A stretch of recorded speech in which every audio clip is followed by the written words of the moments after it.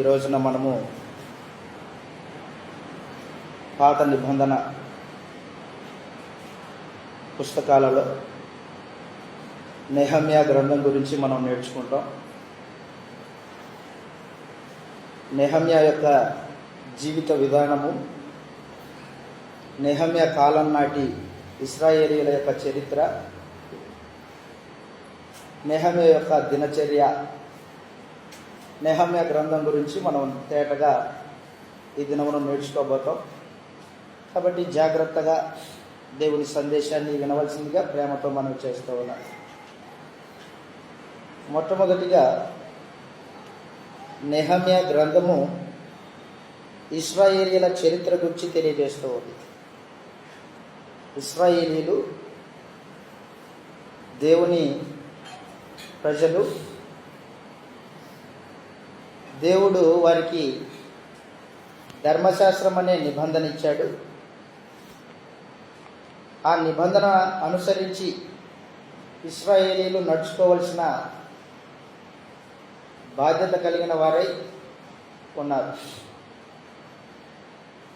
నిర్గమకాండం 19వ అధ్యాయము 5వ వచనంలో పరమందున దేవుడు ఇశ్రాయేలీయులకు మోషే ద్వారా నిబంధన తెలియజేస్తూ ఉన్నాడు. నిర్గమకాండం 19వ అధ్యాయము 5వ వచనంలో ఈ మాటలు రాయబడ్డాయి. మీరు నా మాటలు శ్రద్ధగా విని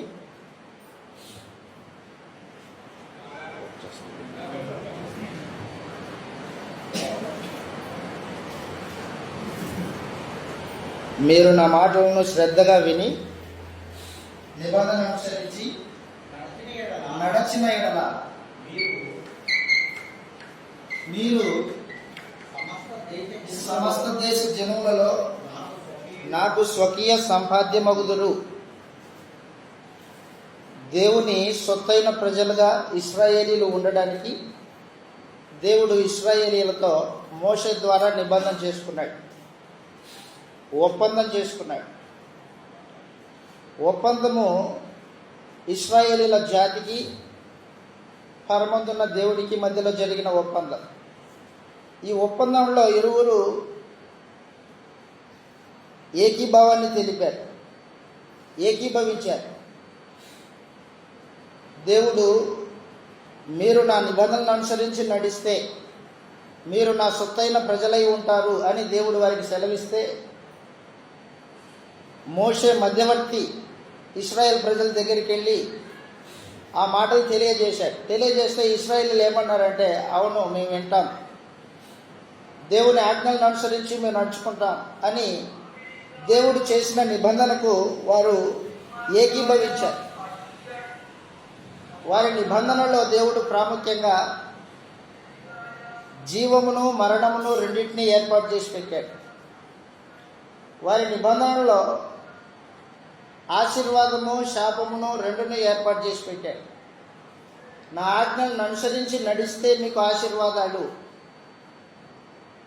నా ఆజ్ఞలను విని కూడా నిర్లక్ష్యం చేస్తే శాపాలు వస్తాయి అని దేవుడు వారికి నిబంధనలో ముందుగానే తెలియజేశాడు.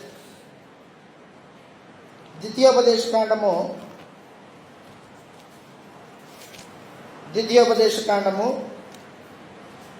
30వ అధ్యాయం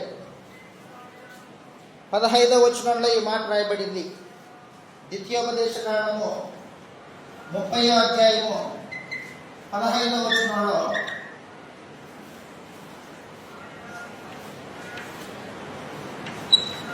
ఈ మాటలు రాయబడ్డాయి. నేడు నేను జీవమును మేలును మరణమును కీడును నీ ఎదుట ఉంచి ఉన్నాను.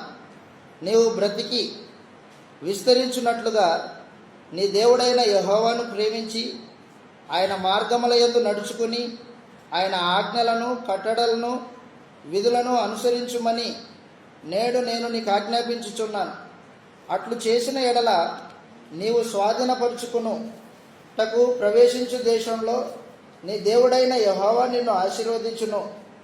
అయితే నీ హృదయము తిరిగిపోయి నీవు విననొల్లక ఈడవబడిన వాడవై అన్య దేవతలకు నమస్కరించి పూజించిన ఎడల మీరు నిశ్చయముగా నశించిపోవుదురని స్వాధీనపరచుకొనుటకు యోర్దానును దాటబోతున్న దేశములో మీరు అనేక దినములు ఉండరనియు నేడు నేను మీకు తెలియజెప్పుచున్నాను. నేడు జీవమును మరణమును ఆశీర్వాదమును శాపమును నేను నీ ఎదుట ఉంచి భూమి ఆకాశములను మీ మీద సాక్షులుగా పిలుచుచున్నాను అని చెప్పాడు. నిబంధనను అనుసరించి నడిస్తే ఆశీర్వాదము జీవము, నిబంధనను తిరస్కరించి నడిస్తే శాపము మరణము నిబంధనలో ఏర్పాటు చేసి పెట్టాడు దేవుడు. పరమందున దేవుడు మానవ హృదయాలను ఎరిగినవాడు, మానవుని యొక్క భవిష్యత్తు తెలిసినవాడు, సమస్తమునకు అధికారి అయి ఉన్న దేవుడు వారి జీవిత భవిష్యత్తును ముందుగానే ఎరిగిన వాడే ఏం చేశాడంటే మోషే గారి చేత ముందుగానే సమాచారం రాయించాడు. ఈ ప్రజలు మూర్ఖ జనం, నా నిబంధనను తొలగిపోతారు, వారు తొలగిపోతారని ముందుగానే నీకు తెలియజేస్తూ ఉన్నా, ఆకాశమును భూమిని సాక్ష్యాలుగా పెడుతున్నా అని చెప్పి ఆ విషయాలు తేటగా వారికి తెలియజేశాడు దేవుడు. ఆయన చెప్పినట్లుగానే వాళ్ళు ఏం చేశారంటే తొలగిపోయారు. దేవుని ధర్మశాస్త్రాన్ని విడిచిపెట్టి, దేవుని నిబంధనను విడిచిపెట్టి అన్న దేవతల దగ్గరకు తిరిగి దేవునికి కోపం రప్పించారు. అన్య దేవతల యొక్క విగ్రహాలని పూజించి దేవుణ్ణి తిరస్కరించితే దేవుడు ధర్మశాస్త్రంలో వారికి తెలియజేసినట్లుగా వారిని అన్య దేశపు జనులకు దాసులుగా అప్పగించేశారు. మనందరికీ తెలుసు, ఇశ్రాయేలీలు బబులోను చెరకు వెళ్ళారు. దేవుని మాటను విననందున, దేవునికి లోబడనందున శరపాలయ్యారు. ద్వితీయోపదేశకాండము 28వ అధ్యాయంలో ఆశీర్వాదాలు శాపాలు రెండు కలిపి మాట్లాడుతూ ఈ విషయాన్ని తెలియజేశాడు దేవుడు. 28వ అధ్యాయం, ద్వితీయోపదేశకాండం 28వ అధ్యాయము 41వ వచనం చదువుతాం. 41వ వచనంలో ఈ మాట రాయబడింది: కుమారులను కుమార్తెలను కందులు గాని వారు నీ యొద్ద ఉండరు, వారు చెరపట్టబడుదురు. ఎందుకు చెరపట్టబడతారు? కారణం ఏంటి చెప్పాడు కింద 45వ వచనంలో. నీవు నాశనం చేయబడు వరకు ఈ శాపములన్నీ నీ మీదికి వచ్చి నిన్ను తరిమి నిన్ను పట్టుకొను. ఎలా అనగా నీ దేవుడైన యెహోవా మీకు ఆజ్ఞాపించిన ఆయన ఆజ్ఞలను ఆయన కట్టడలను అనుసరించి నడుచుకొనున్నట్లు నీవు ఆయన మాట వినలేదు. ఆయన మాటను విననందున దేవుడు ఏం చేశాడు అనమాట, వారిని చెరకప్పగించేశాడు. బబులోను చెర. క్రీస్తు పూర్వము 606 సంవత్సరంలో నెబుకద్నెజరు యెరూషలేము మీద దాడి చేశాడు. దేవుని ప్రజల మీద యుద్ధానికి దిగాడు. 606 మొదలుకొని 586 వరకు వారి మీద 3 సార్లు దాడి చేశాడు నెబుకద్నెజరు. 3 దఫాలుగా సైన్యంతో వచ్చి ఇశ్రాయేలీయుల్ని చెరగొట్టుకొని పోయాడు.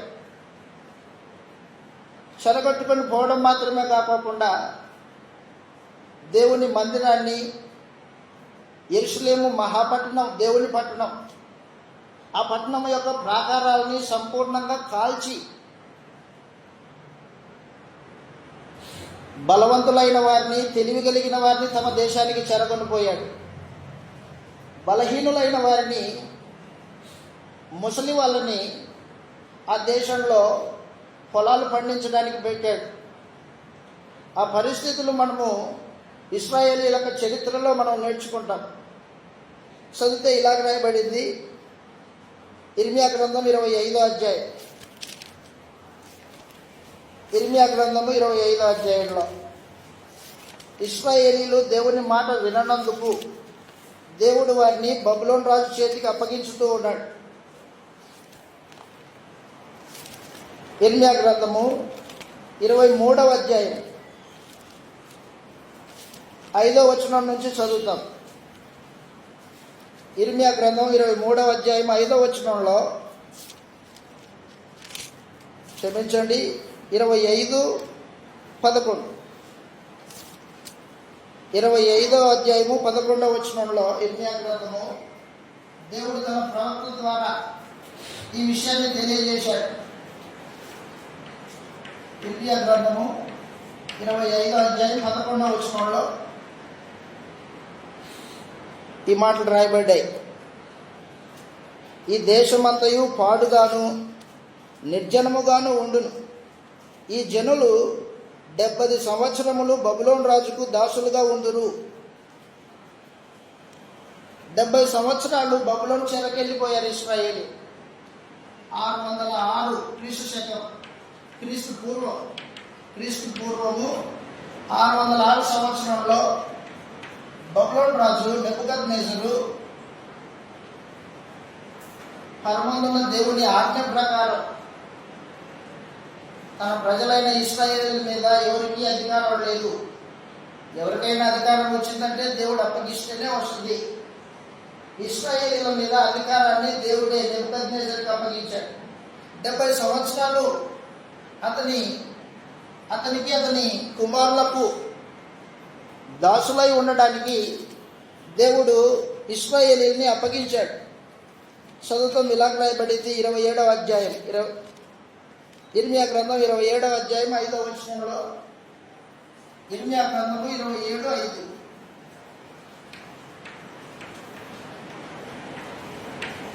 ఇరవై 27వ అధ్యాయం 5వ వచనంలో ఈ మాట రాయబడింది. అధిక బలము చేత చాచిన బాహు చేతను భూమిని, భూమి మీద ఉన్న నరులను, జంతువులను నేనే సృజించి ఎవరికిచ్చుట న్యాయమని నాకు తోచునో వారికే ఇచ్చుచున్నాను. ఇప్పుడైతే దేశములన్నింటినీ నా దాసుడకు బబులోను రాజైన నెబుకద్నెజరు వశము చేయుచున్నాను. అతన్ని సేవించుటకై భూ జంతువులను కూడా అతని వశము చేయుచున్నాను.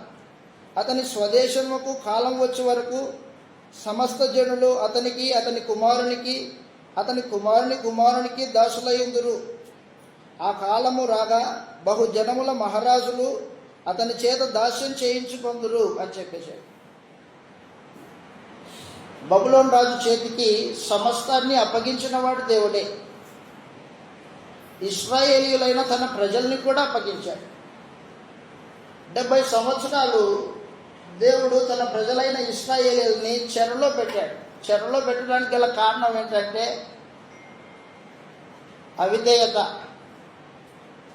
దేవునికి లోబడిన తత్వం, అపవిత్రత, విగ్రహ సంబంధమైన అపవిత్రతను కడిగివేయడానికి దేవుడు బబులోను చెరను ఏర్పాటు చేసి పెట్టాడు.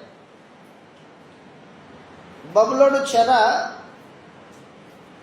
క్రీస్తు శకం 606 నుండి సుమారు క్రీస్తు పూర్వము, క్రీస్తు శకం అంటున్నాను, క్షమించండి నన్ను, క్రీస్తు పూర్వం 606లో నుంచి 70 తీసేస్తే 536 సంవత్సరాలు. 536 సంవత్సరంలో దేవుడు బబులోను చెరలో నుండి తన ప్రజలైన వారిని విడిపించదలిచాడు. 70 సంవత్సరాల చెర ముగింపుకు వచ్చింది. ఆ ముగింపులో దేవుడు ఏం చేశాడంటే ఇశ్రాయేలీయుల్ని చెరగొనిపోయిన బబులోను రాజు ఎన్ని దఫాలుగా తీసుకెళ్ళాడు? 3 దఫాలుగా తీసుకెళ్ళాడు. 3 సార్లు చెరపట్టాడు యెరూషలేము మహాపట్టణాన్ని. అక్కడున్న ప్రజల్ని తీసుకెళ్ళాడు. 3 సార్లు ఎలాగైతే బబులోను చెరకెళ్ళారో ఆరోపణలోనే 3 సార్లు ఇశ్రాయేలీయులు స్వదేశానికి తిరిగి వచ్చారన్నమాట. స్వదేశంలో వారిని నాటాడు దేవుడు. ఆ నాటే కాలంలో మొట్టమొదటిగా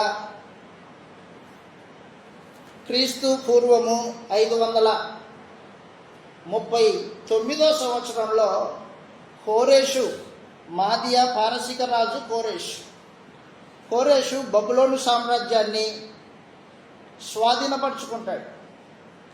దేవుడే బబులోను రాజుని కోరేషు చేతులకు అప్పగిస్తాడు. 70 సంవత్సరాలు చెరలో మగ్గిపోయిన తన ప్రజలైన వారిని విడిపించి విశ్రాంతినివ్వడానికి ఆలోచన చేస్తున్నాడు. వారి అపవిత్రతను సంపూర్తిగా తీసివేసి వారందరూ 12 గోత్రాల వాళ్ళు ఏకీభవించి దేవుణ్ణి సేవించాలి, వారి అపవిత్రతను సంపూర్ణంగా తీసివేయాలి అనే ఉద్దేశంతో దేవుడు చెరకు పంపించిన ఆయనే చెరలో నుంచి విడిపించదలిచాడు అన్నమాట. విడిపించిన ఆ కాలం చదువుతాం. ఇర్మియా గ్రంథంలో ఈ మాట రాయబడింది. ఇర్మియా గ్రంథము 25వ అధ్యాయం 12వ వచనం చదువుతాం. చెరలోకి వెళ్ళిన వారిని దేవుడు విడిపిస్తానని వాగ్దానం చేశాడు ముందుగానే. ఇర్మియా గ్రంథము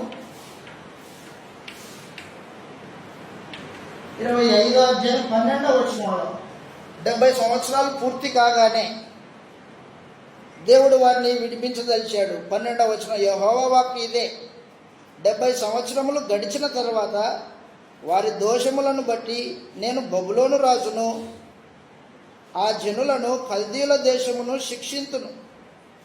ఆ దేశము ఎప్పుడు పాడుగా నుండునట్లు నియమింతును. నేను ఆ దేశమును గూర్చి సెలవిచ్చిన మాటలన్నీ ఇర్మియా ఈ జనములను అన్నిటి గూర్చి ప్రకటింపగా ఈ గ్రంథంలో వ్రాయబడినదంతయు ఆ దేశం మీదకి రప్పించేదను. ఏలయనగా నేను వారి క్రియలను బట్టి వారి చేతి కార్యములను బట్టి వారికి ప్రతీకారం చేయునట్లు అనేక జనములను మహారాజులను వారి చేత సేవ చేయించుకొందురు చెప్పేశారు. 70 సంవత్సరాల చెర తర్వాత అనేక జనములను చెరపట్టిన బబులోను ఇప్పుడు మరల చెరలోకి వెళ్తుంది. యెషయా గ్రంథం 14వ అధ్యాయంలో సమాచారం. 13, 14 అధ్యాయాలు బబులోను రాజు, బబులోను సామ్రాజ్యము నాశనమైపోతాయి, జనాలు నివసించని పట్టణాలుగా మిగిలిపోతాయని దేవుడు యెషయా ప్రవక్త ద్వారా ముందుగానే తెలియజేశాడు. మనకు తెలిసిన విషయం అది. ఒకసారి చదువుతాం. యెషయా గ్రంథము 13వ అధ్యాయం 1వ వచనము. యెషయా గ్రంథం 13వ అధ్యాయం 1వ వచనం. ఒక విషయం బాగా గుర్తుపెట్టుకోవాలి. దేవుడు తన ప్రజలైన వారిని గద్దించడానికి ఇశ్రాయేలీల యొక్క శత్రువుల్ని పిలుస్తాడు, పిలిచి వారి చెడుతనాన్ని మాన్పిస్తాడు. ఆ రీతిగా ఇశ్రాయేలీల యొక్క చెడుతనాన్ని, అపవిత్రతను కడిగివేయడానికి బబులోను రాజును ఉపయోగించాడు. బబులోను రాజు విర్రవీగాడు తన దేవుని ప్రజల మీద. కాబట్టి దేవుడు ఏం చేశాడంటే, బబులోను దేశమా, బబులోను రాజు, నా ప్రజలైన వారిని కనికరించకుండా ఇబ్బందులు పెట్టావు, కాబట్టి నీకు అదే శిక్ష అని దేవుడు ముందుగానే యెషయా ప్రవక్త ద్వారా 13వ అధ్యాయం 14వ అధ్యాయం 2 అధ్యాయాల్లో ఈ విషయాన్ని తెలియజేశాడు. 13వ అధ్యాయం 1వ వచనం చదువుతాం ఒకసారి. యెషయా గ్రంథం 13వ అధ్యాయం 1వ వచనంలో,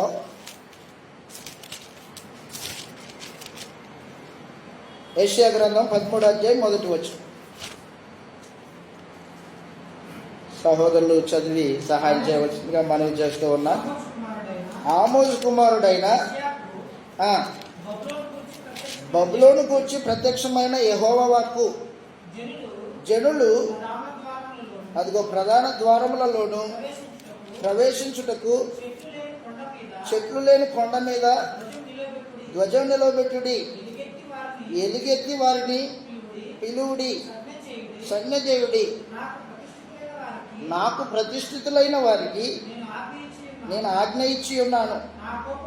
నా కోపం తీర్చుకొనవలనని నా పరాక్రమశాలను పిలిపించుకొని ఉన్నాను. నా ప్రభావమును బట్టి హర్షించు వారిని పిలిపించి ఉన్నాను అని చెప్పాడు. దేవుని ప్రభావమును బబులోను మీద చూపించడానికి దేవుడు మాదీయులను ఏర్పాటు చేసుకున్నాడు. 17వ వచనంలో తెలియజేశాడు. 13వ అధ్యాయం 17వ వచనంలో వారి మీద పడుటకు నేను మాదీయులను రేపెదను. వారు వెంటిని లక్ష్యం చేయరు. మాదీయ పారసిక రాజులకి వెండి లక్ష్యం లేదు, సువర్ణం బంగారం కూడా లెక్కలేదు వాళ్ళకి. కోరేషు బబులోను సామ్రాజ్యాన్ని సంపూర్ణంగా నాశనం చేసి 500 క్రీస్తు పూర్వం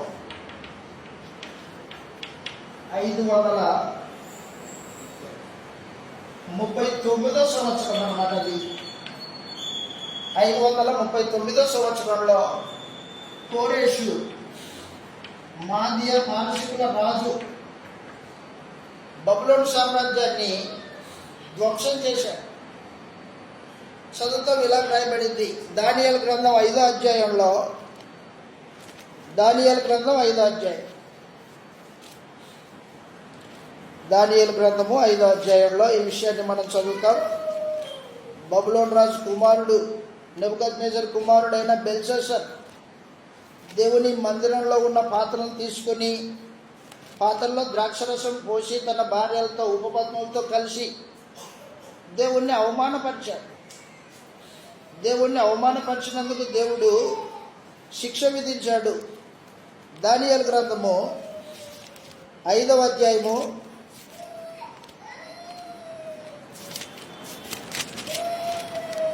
19వ వచనంలో, క్షమించండి 5వ అధ్యాయము 28 నుంచి చదువుతాం.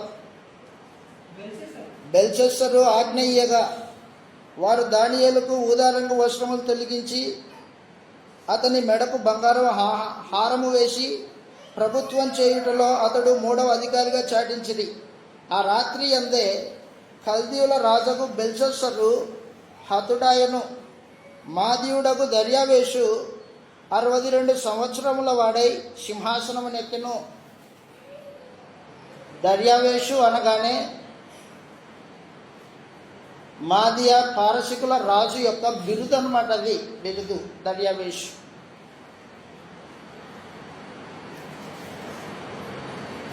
దినవృత్తాంతాలు 2వ గ్రంథం చివరి అధ్యాయంలో కోరేషు బబులోను సామ్రాజ్యాన్ని ధ్వంసం చేసి దేవుని మాటను నెరవేర్చడానికి పూనుకున్నాడు. మనస్సు కలిగిన వాడై ఉన్నాడు. దినవృత్తాంతాలు 2వ గ్రంథం చివరి అధ్యాయం 36వ అధ్యాయం 36వ అధ్యాయము 18వ వచనం నుంచి సమాచారం చదువుతాం. జాగ్రత్తగా గుర్తుపెట్టుకోండి. మరియు బబులోను రాజు పెద్దనేమి చిన్నవేమి దేవుని మందిరపు ఉపకరణములన్నింటినీ యెహోవా మందిరపు నిధులలోనిదేమి రాజు నిధులలోదేమి అధిపతుల నిధులలోదేమి దొరికిన ద్రవ్యమంతయు బబులోనుకు తీసుకొని పోయాడు. అదియుగాక కల్దీయులు దేవుని మందిరమును తగలబెట్టి యెరూషలేము ప్రాకారమును పడగొట్టి దాని యొక్క నగరులన్నింటినీ కాల్చివేసిరి. దానిలోని ప్రశస్తమైన వస్తువులన్నింటినీ బొత్తిగా పాడు చేసిరి. ఖడ్గము చేత హతులు కాకుండా తప్పించుకొనిన వారిని అతడు బబులోనుకు తీసుకొని పోయాడు. రాజ్యము పారసికుల దగు వరకు వారు అక్కడే ఉండి అతని కుమారులకు దాసులై యిర్మీయా ద్వారా పలకబడిన యెహోవా మాట నెరవేరుటకై విశ్రాంతి దినములను దేశము అనుభవించు వరకు ఇది సంభవించను. దేశము పాడుగానున్న 70 సంవత్సరముల కాలము అది విశ్రాంతి దినములను అనుభవించెను. పారసిక దేశపు రాజైన కోరేషు ఏలుబడి యందు మొదటి సంవత్సరమున యిర్మీయా ద్వారా పలకబడిన తన వాక్యము.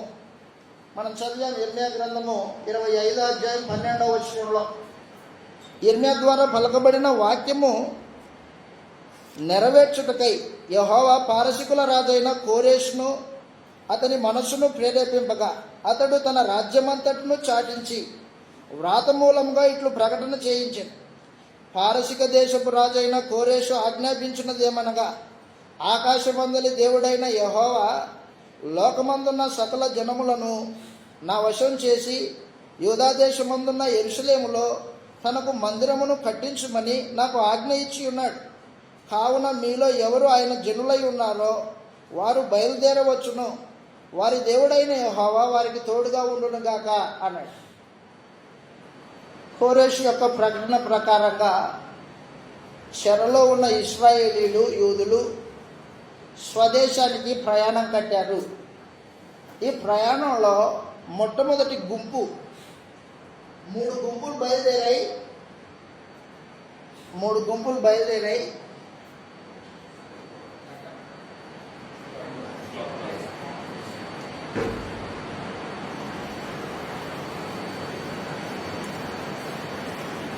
మూడు దఫాలుగా వెళ్ళిన వాళ్ళు 3 దఫాలుగా తిరిగి వస్తారు. ఈ తిరిగి వచ్చే ప్రయాణంలో మొట్టమొదటి గుంపు క్రీస్తు పూర్వం 538 కోరేషు పరిపాలన చేసిన 1 సంవత్సరం తర్వాత 539లో ప్రారంభించాడు కోరేషు. 538లో ఇశ్రాయేలీలు యూదులు బబులోను చెర నుండి విడిపింపబడ్డారు. మొదటి గుంపు నాయకుడు జెరుబ్బాబెలు నాయకత్వంలో ఇశ్రాయేలీలు సుమారు 50,000 మంది మనుషులు స్వదేశానికి తిరిగి వచ్చారు. జెరుబ్బాబెలు నాయకత్వంలో 50,000 మంది మనుషులు తిరిగి వచ్చారు. దేవుని మందిరాన్ని కట్టడానికి కోరేషు ఆజ్ఞ ప్రకారంగా ఆకాశమందున దేవునికి ఒక మందిరం కట్టడానికి బబులోను రాజు పాడు చేసిన మందిరాన్ని దేవుడు మళ్ళా కట్టదలిచి కోరేషుకు ఆజ్ఞాపించాడు. కోరేషు ఆ విషయాన్ని యూదులకు తెలియజేశాడు. యూదులు 50,000 మంది మనుషులు స్వదేశానికి బయలుదేరారు. మొదటి గుంపు. ఈ మొదటి గుంపుకు నాయకుడు జెరుబ్బాబెలు. ఈ మొదటి గుంపులో వచ్చిన వాళ్ళు 50,000 మంది, సుమారు 50,000 మంది. యెజ్రా గ్రంథం 2వ అధ్యాయంలో వారి లెక్క తెలియజేయబడింది. యెజ్రా గ్రంథం 2వ అధ్యాయము 1వ వచనంలో విషయాన్ని తెలియజేశాడు. చరిత్ర యెజ్రా, నెహమ్యా ఒకే కాలానికి చెందినవాళ్ళు. యెజ్రా గ్రంథము 2వ అధ్యాయం 1వ వచనంలో ఈ మాటలు రాయబడ్డాయి. బబులోను రాజైన నెబుకద్నెజరు చేత బబులోను దేశమునకు చెరగా తీసుకొని పోబడిన ఆ దేశమందు పుట్టి చెరలో నుండి విడిపింపబడి యెరూషలేమునకును యూదా దేశమునకును తమ తమ పట్టణములకు పోవునట్లుగా సెలవు పొంది జెరుబ్బాబెలు, యేషువ, నెహమ్యా, షెరాయా పేర్లు ఇచ్చాడు. వాళ్ళు ఎంతమంది లెక్క అని చెబితే 64వ వచనంలో తెలియజేశాడు. యెజ్రా గ్రంథం 2వ అధ్యాయం 64వ వచనంలో 64వ వచనంలో మాట్లాడబడింది. సమాజం యొక్క లెక్క మొత్తము 42,360 మంది ఆయన. వీరుగాక వీరి దాసులను దాసుడాండ్రును 7,337. సుమారు 50,000 మంది మనుషులు వచ్చారు. 50,000 మంది మొదటి గుంపుకి నాయకుడు జెరుబ్బాబెలు. రెండవ గుంపు 3 దఫాలుగా చెరలోకి వెళ్ళిన వాళ్ళు 3 దఫాలుగా తిరిగి వస్తూ ఉంటారు. ఈ జెరుబ్బాబెలు నాయకత్వంలో వచ్చిన ఈ 50,000 మంది దేవుని మందిరాన్ని కట్టడానికి ఆలోచన చేసి రాజు ఆజ్ఞ ప్రకారం, మాదీయ పారసీక రాజు కోరేషు ఆజ్ఞ ప్రకారం మందిరానికి పునాదులు వేశారు. పునాదులు 536 యెరూషలేము మందిరానికి పునాదులు వేశారు. సొలొమోను కట్టిన మందిరం పాడైపోయింది బబులోను రాజు చేత. తర్వాత ఇప్పుడు కోరేషు రాజు చేత దేవుడు కోరేషుని పిలిచి తన మందిరం కట్టడానికి ఏర్పాటు చేసుకొని తన ప్రజలైన వారిని బబులోను చెర నుంచి విడిపించి పంపించాడు అన్నమాట. 536 క్రీస్తు పూర్వం 536లో మందిరం కట్టడానికి పునాదులు వేశారు. మనం మందిరం గురించి ఆలోచన చేయట్లేదు. ఇప్పుడు మనం ఆలోచన చేసేది యెరూషలేము యొక్క ప్రాకారాలు. మొదటిగా మందిరము పునాదులు వేయబడ్డాయి 536లో జెరుబ్బాబెలు యొక్క నాయకత్వంలో. అయితే ఇశ్రాయేలీయుల యొక్క శత్రువులు ఉన్నారు, అమ్మోనీయులు, చుట్టుపక్కల ఉన్న ప్రజలు ఉన్నారు. వాళ్ళు ఏం చేశారంటే దేవుని మందిరాన్ని ఆటంకపరచడానికి ఆలోచన చేశారు. కట్టుతున్న యూదుల మధ్యలోకి వెళ్ళి మేము కూడా మీ దేవుడిని పూజిస్తాం, మేము కూడా మందిరంలో పాల్పొంపులు పొందుతాం అన్నారు. యూదులు ధర్మశాస్త్రాన్ని ఎరిగిన వారే ఏం చేశారంటే మీరు కట్టకూడదు, మాతో పాలు లేదు మీకు అని చెప్పారు. చెప్పగానే వాళ్ళు ఏం చేశారు, మాతో పాలు లేదా మీకు, మీతో పాలు మాకు లేదా, అయితే చూసుకోండి మీకత మాకత అని వాళ్ళు ఏం చేశారంటే దేవుడి మందిరం కట్టుకోకుండా అధికారులకి లంచం ఇచ్చి మందిరపు పనులు ఆపేశారు. సుమారు 15 సంవత్సరాల పాటు మందిరపు పని ఆగిపోయింది. సుమారు 15 సంవత్సరాల పాటు మందిరం పని ఆగిపోయింది. ఆ మందిరం పని ఆగిపోగానే ప్రజలు ఏం చేశారంటే భౌతికంగా వారి సొంత ఇల్లు కట్టుకోవడానికి ఆలోచన చేశారు. మందిరం పని పట్టించుకోవట్లా, ఎవరు పట్టించుకోకపోయేసరికి దేవుడు ఏం చేశాడంటే వారి మధ్యలో హగ్గయి, జకర్యా అనే 2 ప్రవక్తల్ని లేపాడు. మందిరం పనిని పూర్తి చేయడానికి, మనుషుల్ని ప్రోత్సహించడానికి, వారు చేస్తున్న పొరపాట్లు వారికి తెలియజేయడానికి. నా మందిరపు పని విడిచిపెట్టి మీరు సొంత పనులు చేసుకుంటారా? మీరు గుర్తుపెట్టుకోండి, మీరు పొలాలు పండించినా అవి సక్రమంగా పండవు. మీ ప్రవర్తనను జాగ్రత్తగా చూసుకోండి అని దేవుడు హగ్గయి ప్రవక్త ద్వారా తెలియజేశాడు. హగ్గయి గ్రంథము 1వ అధ్యాయంలో ఈ విషయాలు రాయబడ్డాయి. ఒకసారి చూస్తే మీకు ఆ విషయం తేటగా అర్థమవుతుందని నేను చూపిస్తూ ఉన్నా. హగ్గయి గ్రంథం 1వ అధ్యాయం 1వ వచనం చదువుతాం. హగ్గయి ప్రవక్త. మనం ఇప్పుడు చదువుతున్న నెహమ్యా గ్రంథము ప్రవక్త గ్రంథం కాదు, అది చరిత్ర గ్రంథం. హగ్గయి గ్రంథం 1వ అధ్యాయం 1వ వచనంలో ఈ మాటలు రాయబడ్డాయి, చదువుతాం. 520 క్రీస్తు పూర్వం 520లో దేవుడు తన ప్రవక్తల్ని లేపాడు, తన సేవకుల్ని లేపాడు. ఎవరు వాళ్ళు? హగ్గయి, జకర్యా. చదువుతాం. ఇలాగ రాయబడింది 1వ అధ్యాయం 1వ వచనంలో, రాజైన దర్యావేషు ఏలుబడి యందు 2వ సంవత్సరమున 6వ నెల 1వ దినమున ప్రవక్తయగు హగ్గయి ద్వారా యూదా దేశం మీద అధికారియు షయల్తీయేలు కుమారుడైన జెరుబ్బాబెలుకును ప్రధాన యాజకుడును యెహోజాదాకు కుమారుడైన యెహోషువకును యెహోవా వాక్కు ప్రత్యక్షమై ఇలాగ సెలవిచ్చెను. సైన్యములకు అధిపతియగు యెహోవా ఆజ్ఞ ఇచ్చినదేమనగా, సమయం ఇంకా రాలేదు, యెహోవా మందిరమును కట్టించుటకు సమయం ఇంకా రాలేదని ఈ జనులు చెప్పుచున్నారే. అందుకు యెహోవా వాక్కు ప్రత్యక్షమై ప్రవక్తయగు హగ్గయి ద్వారా సెలవిచ్చినదేమనగా, ఈ మందిరము పాడై ఉండగా మీరు సరంబు వేసిన ఇండ్లలో నివసించుట ఇది సమయమా? కాబట్టి సైన్యములకు అధిపతియగు యెహోవా సెలవిచ్చినదేమనగా, మీ ప్రవర్తనను గురించి ఆలోచన చేయండి. మీరు అధికముగా విస్తారముగా విత్తినను మీకు కొంచెమే పండెను, మీరు భోజనం చేయుచున్నాను ఆకలి తీరకున్నది. నష్టం వస్తుంది వాళ్ళకి. దేవుని పనిని విడిచిపెట్టి సొంత పనుల మీద పడిన ప్రతి వారికి నష్టమే నష్టం. దేవుని మందిరం, నా మందిరం అది పాడై ఉండగా మీరు సరంబి వేసిన ఇళ్లలో నివాసాలు కట్టుకొని ఉంటారా? మొదటిగా నా పనిని పూర్తి చేయండి,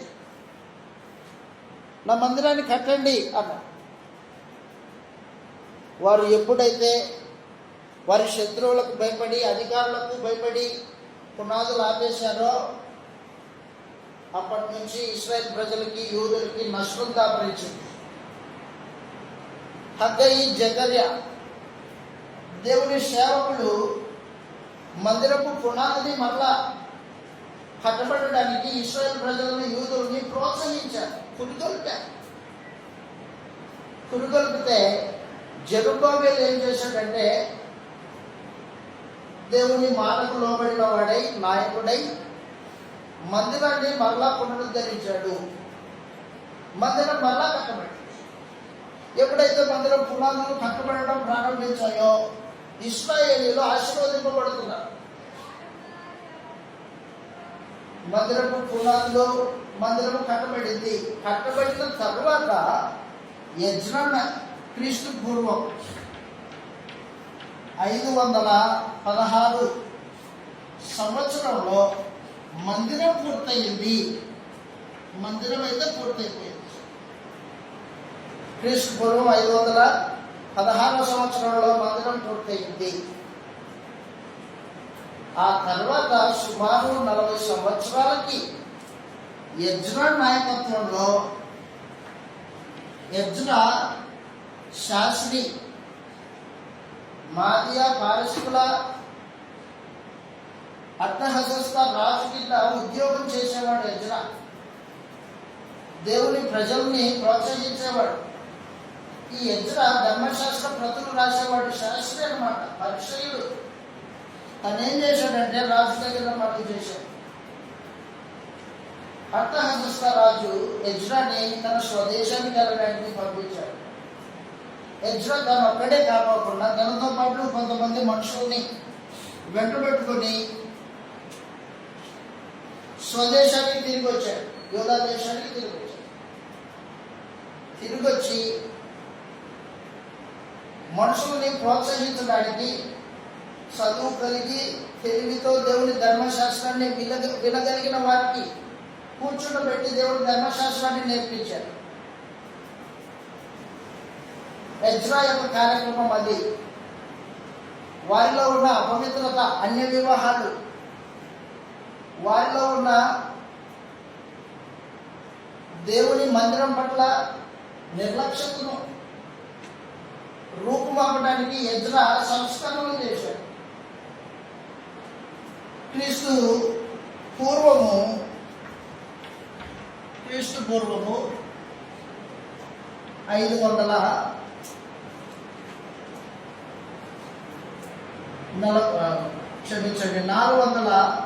445 క్రీస్తు పూర్వం 445 కాలంలో యజ్రా స్వదేశానికి తిరిగి వచ్చాడు. మొట్టమొదటిగా తిరిగి వచ్చిన వాడు జెరుబ్బాబెలు, మొదటి గుంపు అది. రెండవ గుంపు యజ్రా కాలంలో స్వదేశానికి జనులు తిరిగి వచ్చారు. ఈ రెండింటి మధ్యలో ఎస్తేరు గ్రంథము రాయబడింది. ఎస్తేరు యొక్క చరిత్ర ఈ రెండు గుంపుల మధ్యలో జరిగిన కథ అన్నమాట. అది ఇశ్రాయేలు యొక్క చరిత్ర ఏ కాలంలో అది అంటే ఇదిగో మొదటి గుంపుకు రెండవ గుంపుకు మధ్యలో ఎస్తేరు షూషను కోటలో రాణి అయింది. దేవుని అధికారం చేతనే, దేవుని చదువు చేతనే దేవుడు తన ప్రజలైన ఇశ్రాయేలీయులను యూదుల్ని విడిచిపెట్టలే. అపవిత్రులే, మూర్ఖులే, కానీ వారిని విడిచిపెట్టల.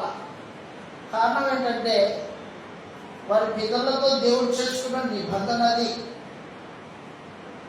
వారి మధ్యలో నుంచి మెస్సియా రావాలి. యూదా జనాంగంలో నుంచి మెస్సియా రావాలా. దావీదు గోత్రంలో, యూదా గోత్రంలో యేసుప్రభు పుట్టాలి. యేసుప్రభు పుట్టి దేవుని ప్రజలైన వారిని ఏర్పాటు చేయాలా. ఆత్మ సంబంధమైన రాజ్యం ఏర్పాటు అవ్వాలా. భౌతికమైన రాజ్యం కాదు, ఆత్మ సంబంధమైన రాజ్యం ఏర్పాటు అవ్వాలా అనే ఉద్దేశంతో దేవుడు తన ప్రజలైన వారిని చెరలో కాపాడుతున్నాడు. చెరలో నుంచి విడిపింపబడిన తర్వాత కాపాడుకుంటూ వస్తున్నాడు. అది ఎస్టేరు చరిత్ర, కొంత జోడిపోవట్లేదు. అయితే ఈ యజ్రా కాలం అయిపోయిన తర్వాత ఈ యజ్రా శాస్త్రిగా పనిచేస్తున్న కాలంలోనే ఎజ్రా గ్రంథం 1వ అధ్యాయం 1వ వచనం చదువుతాం. అక్కడున్న రాజు, అక్కడున్న సంవత్సరము మీరు జ్ఞాపకం పెట్టుకోవాలి. ఎజ్రా గ్రంథం 1వ అధ్యాయం 1వ వచనంలో ఈ మాటలు రాయబడ్డాయి. ఎజ్రా గ్రంథం 1:1 పారసికపు రాజైన కోరేషు ఏలుబడిలో మొదటి సంవత్సరమందు ఇర్మియా ద్వారా పలకబడిన తన వాక్యమును నెరవేరుటకై యెహోవా పారసిక దేశపు రాజైన కోరేషు మనస్సును ప్రేరేపింపగా అతడు తన రాజ్యమంతటా చాటింపు వేయించి వ్రాత మూలంగా ఇట్లు ప్రకటించాడు. మనం చదివిన విషయమే ఇది. 7వ అధ్యాయం 1వ వచనం. ఎజ్రా గ్రంథం 7వ అధ్యాయం 1వ వచనంలో ఎజ్రా ఏ కాలానికి చెందినవాడు? అదే కాలానికి చెందినవాడు నెహమ్యా. ఎజ్రా గ్రంథము 7వ అధ్యాయం 1వ వచనంలో ఈ సంగతులు జరిగిన పిమ్మట అప్పటికే మందిరపు పని పూర్తయిపోయింది. ఆ తర్వాత వచ్చాడు ఎజ్రా గారు. ఈ సంగతులు జరిగిన పిమ్మట పారసిక దేశపు రాజైన అర్తహషస్త యొక్క ఏలుబడిలో ఎజ్రా బబులోను దేశం నుండి యెరూషలేము పట్టణమునకు వచ్చెను. ఇతడు షేరాయా కుమారుడై ఉండి, షేరాయా అజర్యా కుమారుడు, అజర్యా ఇల్కియా కుమారుడు, లేవి గోత్రానికి చెందినవాడు అని చెప్పడానికి అతని వంశావళి రాయబడింది 7వ అధ్యాయం 1 నుంచి. కాబట్టి ఎజ్రా లేవి వంశానికి చెందినవాడై, యాజకుడై, శాస్త్రి అయి దేవుని ప్రజలను ధర్మశాస్త్రం వైపుకు తిప్పడానికి తనకు తానే నిర్ణయం తీసుకొని ప్రజలకు దేవుని ధర్మశాస్త్రాన్ని నేర్పించిన వాడు ఎజ్రా. ఆ కాలంలోనే నెహమ్యా అర్తహషస్త అధికారం కింద ప్రభుత్వ ఉద్యోగి. షూషను కోటలో రాజుకి ద్రాక్షరసపు పాత్ర అందించే ఉద్యోగం అన్నమాట నెహమ్యాది. చదువుతో ఇలాగ రాయబడింది. నెహమ్యా గ్రంథం 1వ అధ్యాయం 2వ అధ్యాయం 1వ వచనం. నెహమ్యా గ్రంథం 2వ అధ్యాయం 1వ వచనంలో నెహమ్యా గ్రంథం 1వ అధ్యాయం 2వ అధ్యాయం 1వ వచనం. ఇదంతా మీకు ఎందుకు తెలియజేస్తున్నానంటే దేవుడు తన ప్రజల్ని విడిచిపెట్టలేదు. నెహమ్యా దేవుని యందు భయభక్తులు కలిగి ఉన్నవాడు. దేవుని ప్రజల కొరకు తను తాను సమర్పించుకున్న నాయకుడు. నెహమ్యా యొక్క చరిత్ర మనం తెలుసుకోవడము అవసరం. పాత నిబంధనలో భక్తులైన వారి జీవితాలు నేడు మనకు బుద్ధి నేర్పడానికి వ్రాయబడ్డాయి. అవి మనందరికీ తెలిసినట్టు రోమీయులకు రాసిన పత్రిక 15వ అధ్యాయంలో ఈ విషయాన్ని తెలియజేశాడు. రోమీయులకు రాసిన పత్రిక 15వ అధ్యాయంలో పాత నిబంధన మనం ఎందుకు నేర్చుకోవాలి, వారి చరిత్రను ఎందుకు నేర్చుకోవాలి? బుద్ధి కలగడానికి నేర్చుకోవాలి, భక్తిని నేర్చుకోవడానికి నేర్చుకోవాలి. రోమీయులకు రాసిన పత్రిక 15వ అధ్యాయము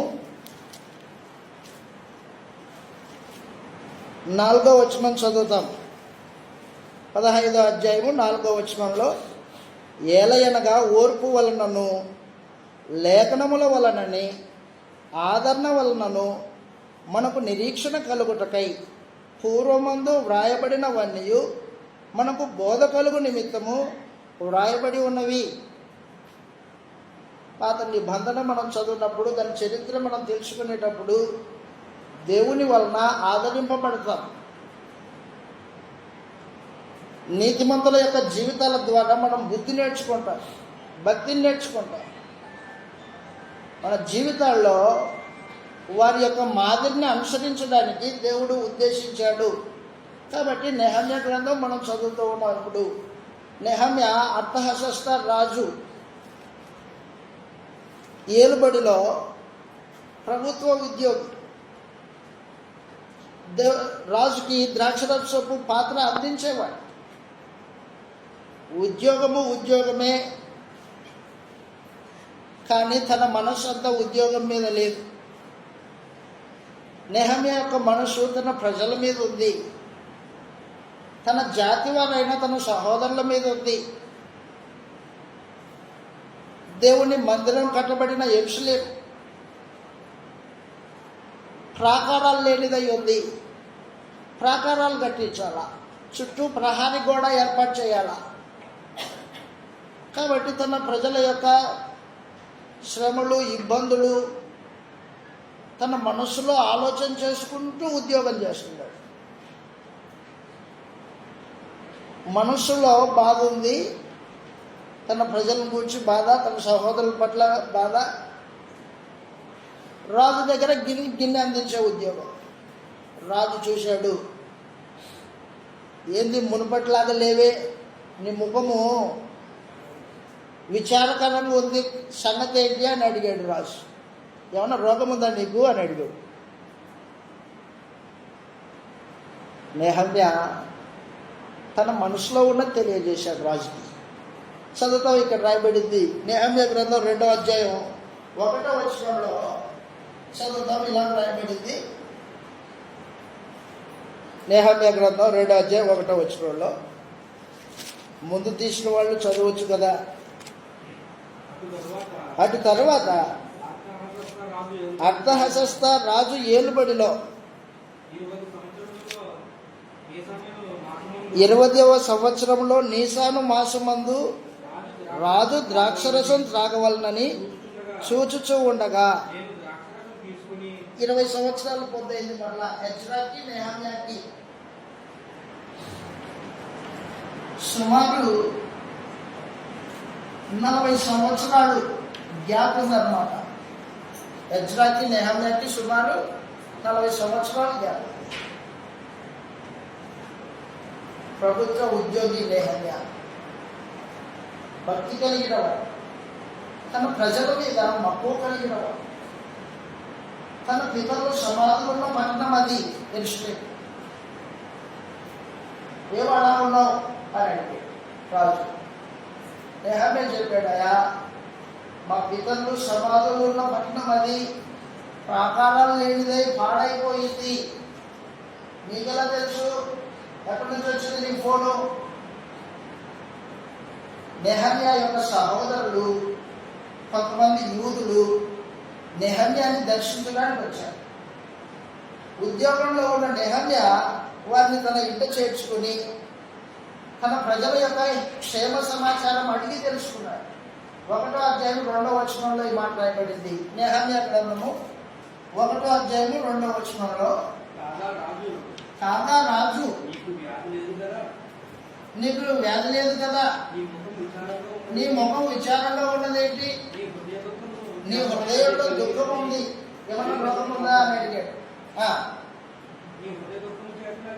హృదయం దుఃఖము చేతనే అది కలిగి ఉన్నదని నాకు అర్థమవుతుంది.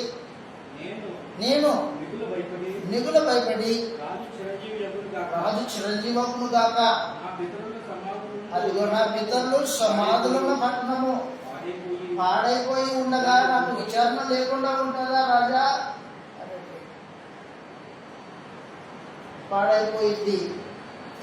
మా జాతి మనుషులు నివాసం చేసే యెరూషలేము పట్టణం పాడైపోయింది, అందుకు నా మనసులో విచారణ ఉంది రాజా అని తెలియదు. మరేంటి నీ కోరిక ఏంటి? నేను ఉద్యోగానికి సెలవు పెట్టాలనుకుంటున్నాను. రాణి పక్కనే ఉంది అర్థహశస్త భార్య.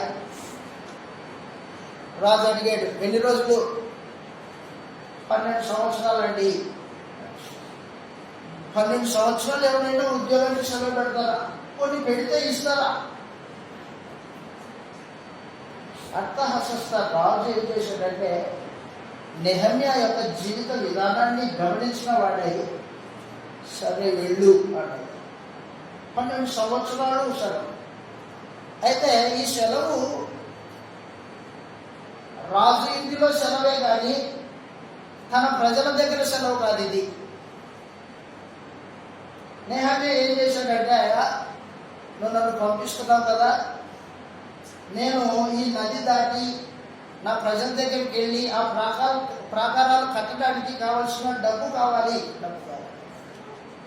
అవునా, సరే పో, ఇచ్చి పంపిస్తాను పో, ఆ పని అలా జరిగినట్లు చూడు అని నెహమ్యా రాజు దగ్గర అధికారం పొందిన వాడై. ఏమధికారము? గవర్నర్. యూదా దేశం మీద గవర్నర్. ఈ 12 సంవత్సరాలు యూదా దేశంలో ఉద్యోగం చేస్తాడు. స్వజనుల దగ్గర ఉద్యోగం.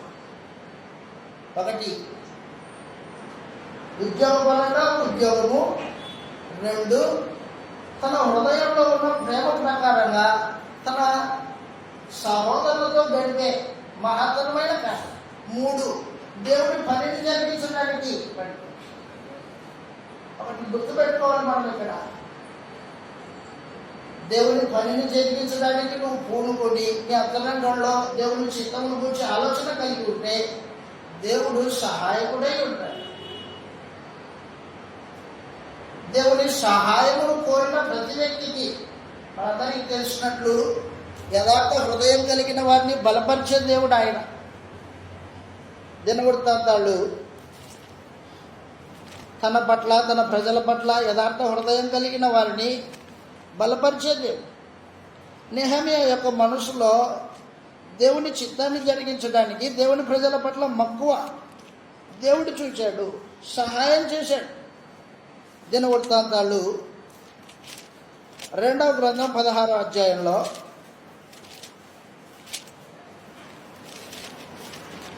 తన ఎడల యథార్థ హృదయం కలిగిన వారిని బలపరిచే దేవుడు 9వ వచనంలో ఈ మాట రాయబడింది. తన ఎడల యథార్థ హృదయం గల వారిని బలపరచుటకై యెహోవా కటుదృష్టి లోకమంతటా సంచారం చేయించు ఉన్నది అని చెప్పేసి.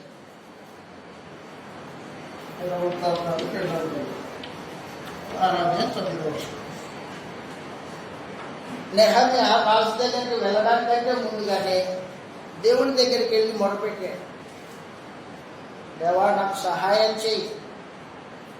1వ అధ్యాయం, నెహమ్యా గ్రంథం 1వ అధ్యాయము నెహమ్యా యొక్క ప్రార్థన, నెహమ్యా యొక్క ఆత్మీయ జీవితాన్ని తేటగా తెలియజేస్తూ ఉంది. నెహమ్యా గ్రంథం 1వ అధ్యాయం 2వ వచనంలో, నా సహోదరులలో హనాని అని ఒకడు, యూదులలో కొంతమంది వచ్చిరి, చెరపట్టబడిన శేషములో తప్పించుకొనిన యూదులను గూర్చి యెరూషలేమును గూర్చి నేను వారిని అడగగా వారు చెరపట్టబడిన వారిలో శేషించిన వారు ఆ దేశంలో నివాసం ఉంటున్నారు, బహుశ్రమను, నిందను, అవమానమును ఎదుర్కొంటున్నారు. అయ్యో, నా జనులైన వారు నింద, అవమానము, శ్రమ ఎదుర్కొంటున్నారా? కన్నీళ్లతో నెహమ్యా దేవుడి సముఖానికి వెళ్ళాడు. మొదటిగా దుఃఖపడ్డాడు, హృదయంలో ఏడ్చాడు, ఉపవాసకుండి దేవుడి సముఖంలో మొరపెట్టాడు, దేవా నాకు సహాయం చేయి, ఇదిగో నేను రాజు దగ్గర మనవి చేయబోతాను, సెలవిమ్మని అడుగుతాను, నా ప్రజల్ని చూడడానికి నీ మహాపట్నం యెరూషలేము, షియోన్, దాని ప్రాకారాలు కట్టించడానికి నాకు అవకాశమే అని దేవుడి దగ్గర మొరపెట్టుకున్నాడు నెహమ్యా. సో అక్కడ రాయబడింది నెహమ్యా గ్రంథం 1వ అధ్యాయంలో. ఆ విషయం తెలుసుకున్న తర్వాత నెహమ్యా దుఃఖపడి ఏడ్చి కన్నీళ్ళు. దేనికోసం నెహమ్యానికి? ఉద్యోగం లేదరా. నెహమ్యాకు ఉద్యోగం ఉంది, గొప్ప ఉద్యోగం, రాజు దగ్గర ద్రాక్షరసము పాత్ర అందించే ఉద్యోగం. కానీ అతని ఏడుపు, అతని దుఃఖము తన గురించి కాదు, తన ప్రజలను గూర్చిన దుఃఖము, తన ప్రజలను గూర్చిన ఏడుపు, దేవుని ప్రజలను గూర్చిన చింత నెహమ్యాకి. నెహమ్యా గ్రంథం 1వ అధ్యాయంలో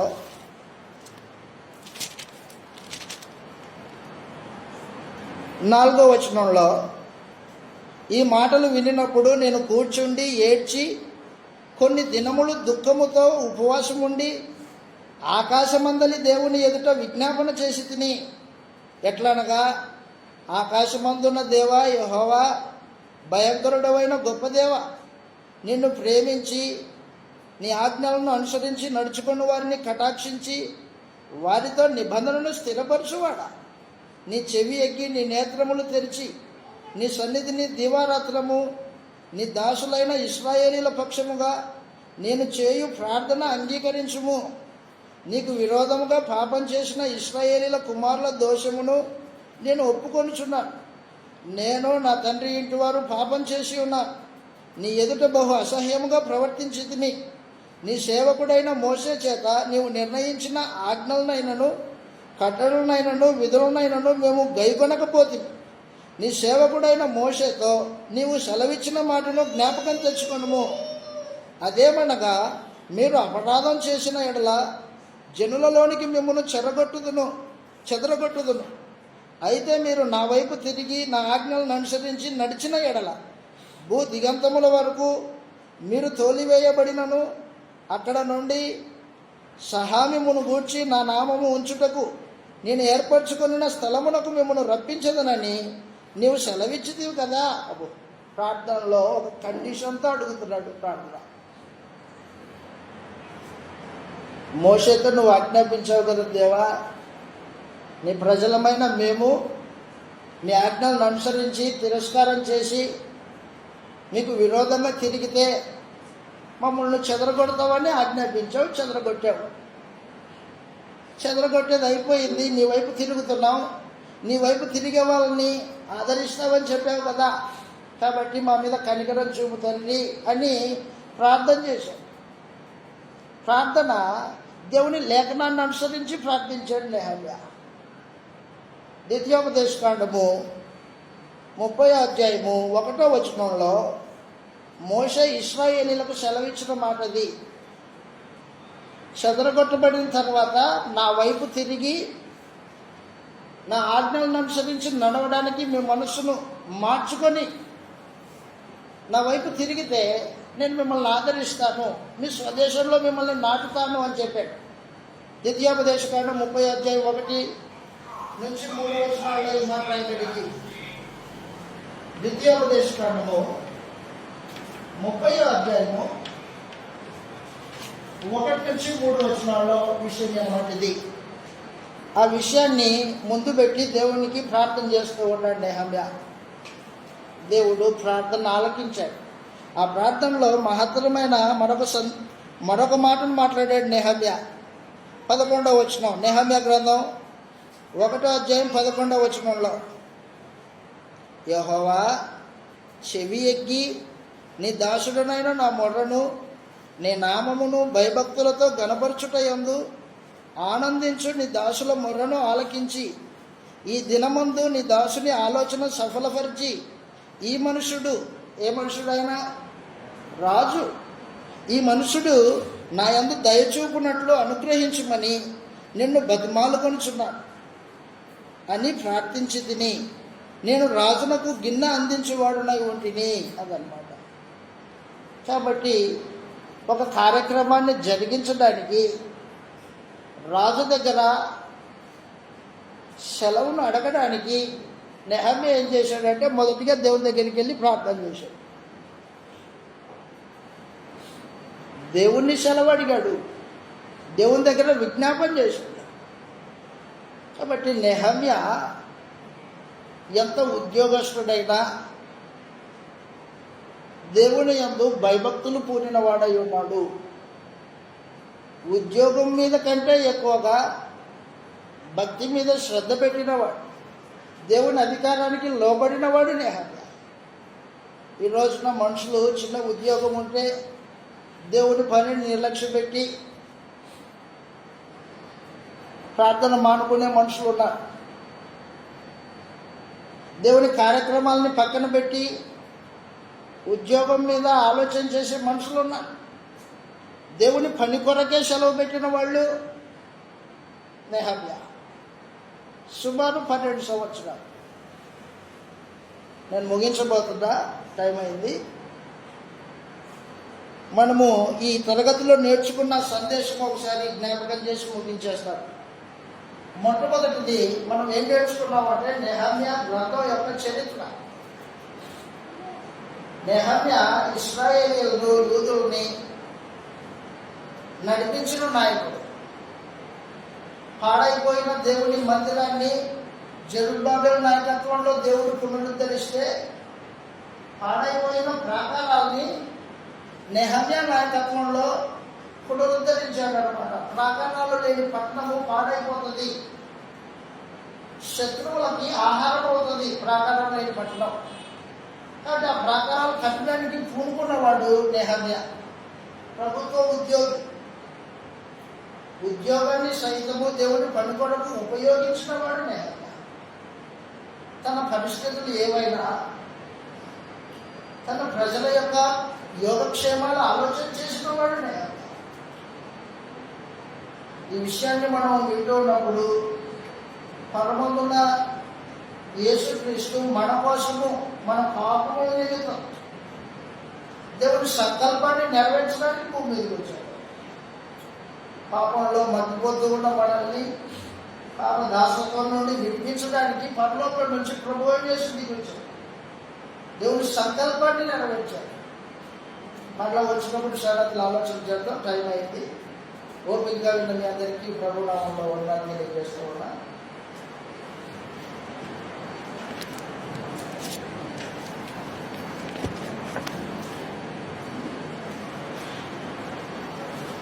ఇంతవరకు సహోదరుల ద్వారా నెహెమ్యా గ్రంథంలో ఇజ్రాయేలు యొక్క చరిత్ర అనగా దేవుని ప్రజలైన ఇశ్రాయేలీయులు వారు కట్టుబాట్లు విధించినప్పటికీ, ఆజ్ఞలను అనుగ్రహించినప్పటికీ వాటి నుంచి పూర్తిగా వారు తొలగిపోయి వారు ఇష్టానుసారంగా జీవించిన కారణం, ముఖ్యంగా ఆజ్ఞలు కానీ కట్టలు కానీ ఏమాత్రం కాకలు చేయడం కారణం, అనేక మంది రాజులు వారు పరిపాలించినప్పటికీ రాజులు కూడా దేవుని యొక్క చిత్తాన్ని నెరవేర్చిన కారణం